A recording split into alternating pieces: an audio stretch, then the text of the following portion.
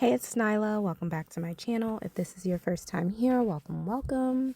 If you haven't met me yet, I'm a full-time working mom of one baby girl, and on this channel, I like to talk about all things design, specifically focusing on the home, how it affects our mental health, and what we can do daily to improve that.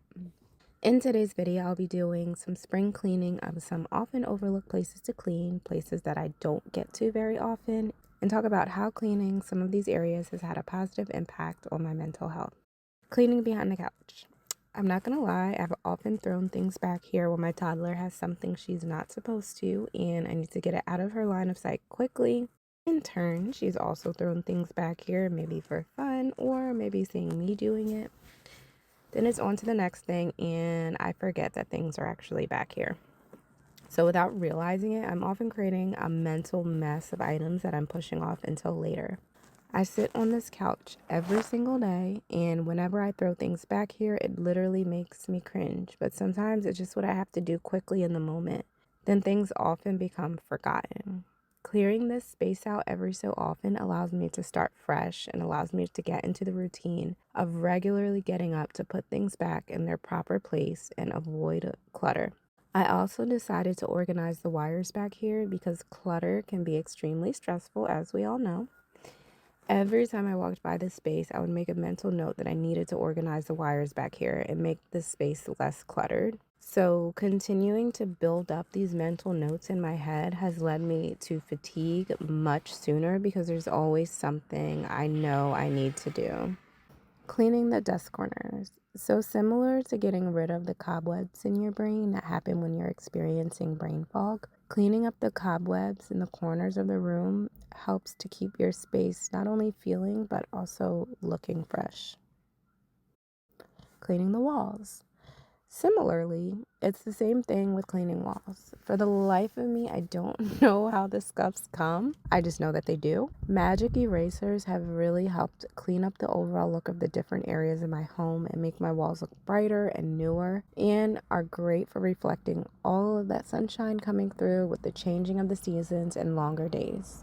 Spot cleaning the carpets. So honestly, I prefer the idea of letting my daughter have freedom, so she can often be seen running around with blueberries in hand and sticky little toddler fingers that get everywhere. I recently purchased a spot cleaner and it's life-changing. One of my biggest challenges with productivity has always been some kind of obstacle in my way, and trust me, it doesn't take much. Having to feel my feet walk across sticky objects across the floor could literally set me over the edge and ruin my day. It's hard for me to work and operate in a mess, so being able to spot clean quickly has done wonders in being able to complete at least one cleaning task and move on to the next thing. Disinfecting the doorknobs and light switches.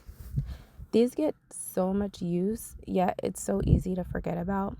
Every now and then, it helps to just stop and take a look around your space and consider what could be making it seem dirty or dingy, and consider where germs could be clinging to. Disinfecting the light switches and doorknobs helps to not only keep my home looking fresh, but to also keep it healthy by not spreading germs. Dusting the light fixtures. Anything above my direct line of sight often goes overlooked.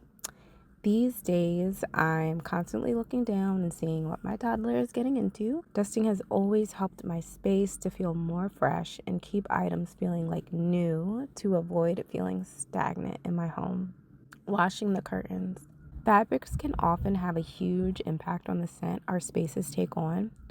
Fresh curtains make such a difference because we don't always see the dull appearance that they take on as dust, hair, etc. starts to settle in. Washing the windows.